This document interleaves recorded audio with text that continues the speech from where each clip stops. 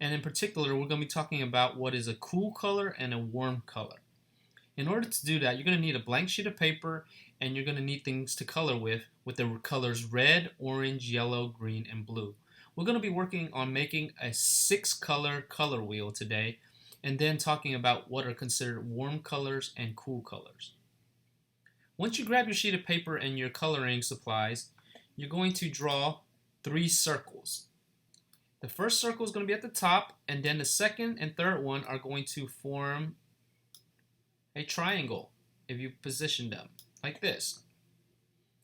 In between the circles, you're going to put a square in the middle between each set of circles. So you're going to have 3 squares. 1, 2, and 3.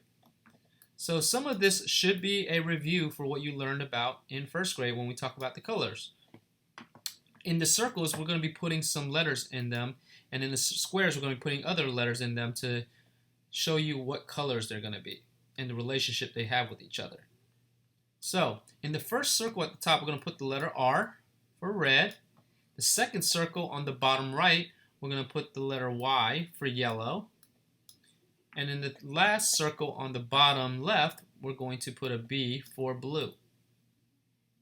Now, when you're making a color wheel, these are known as your primary colors because these are the colors you need to find in order to make all of the other colors on the color wheel. If you have red, yellow, and blue, you'll be able to complete the rest of these colors and make them by mixing them together. So in between the 2 circles, you have a square. So you have 3 sets of squares. On the left and right of each square, if you mix those 2 primary colors together, you get something called a secondary color. So in this square on the top right, if you mix red and yellow, you get the color orange. So I'm going to put an O there for orange.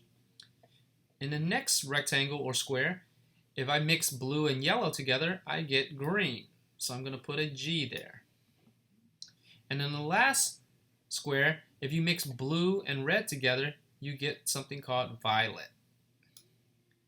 So after you make these circles and squares with the letters inside of them, the next step is to color in each circle and square with the color that it's labeled with. So I will color the R with red, and you don't have to color it all in, you can just go around it if you want. The O with orange, the Y with yellow, the G with green,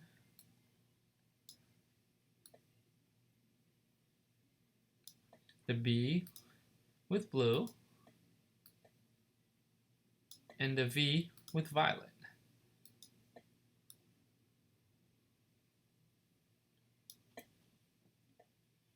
That's a basic 6-color color wheel. In first grade, we learned about how to make these color combinations. Now in second grade, we're going to be learning the relationship of colors. So after you've done this 6-color basic color wheel, you're going to group them by these 3 colors and then these 3 colors over here. So first, we're going to be talking about the first set of colors I circled right here. Red, orange, and yellow. These are known as your warm colors.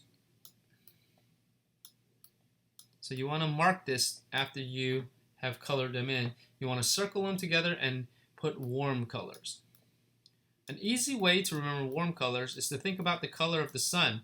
If you've seen pictures of the sun, you've probably seen colors ranging from red, orange, and yellow used to color it in. And the sun creates heat, so that's one way to remember warm colors. The other 3 colors, violet, blue, and green, are known as our cool colors. So I'm just going to circle these 3, and I'm going to write cool colors.